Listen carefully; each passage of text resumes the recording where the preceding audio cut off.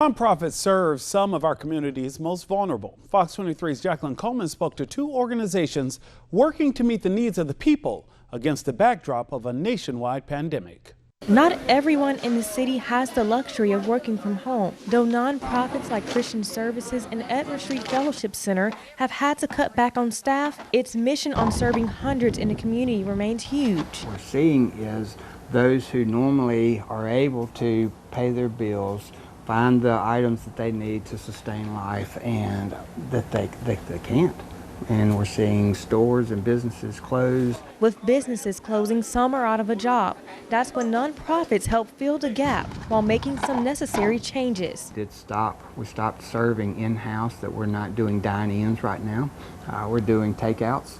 But again, we're still trying to reach the people because that need to know that I'm not forgotten, that I'm not lost, that when all else seems to be falling apart, that Jesus Christ is still whole. Just close by, Edward Street is taking precautions while still meeting the needs of the people. Rather than just being open 2 days a week, the food pantry is actually open Monday through Friday for at least the next couple of weeks. We're open from 9 to 2 on Monday, Tuesday, and Wednesday, and then our normal 9 to 4 on Thursday and Friday.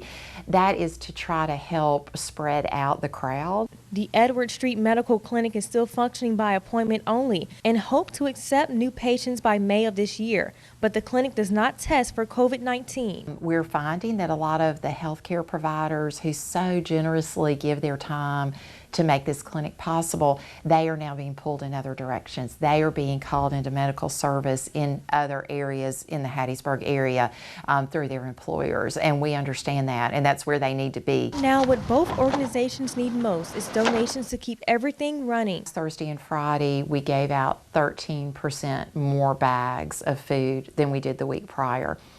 So we want to be able to stay open as long as we can. We're trying to, because people need food. Edward Street is not accepting new volunteers at the moment, but Christian Services could use more manpower in moderation to get the job done. If we can get some to call in, then we know how to gauge the size of groups. We don't want to put anyone in a dangerous setting that we have 100 people trying to fit in one room, and so we're making emergency food boxes, and we need manpower to put those boxes together. Christian Services is making emergency kits with food items like this. Edward Street is in need of non-perishable food like canned goods, dry beans, and rice. Through these tough times, nonprofits aim to give a gleam of hope for the people, letting them know that all is not lost.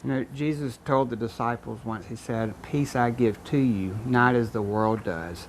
And that's exactly that gleam of hope that we want to project, is that hope and that peace that Jesus gives. In spite of the fear and the anxiety that people are facing, they are still showing hope and they are still showing gratitude.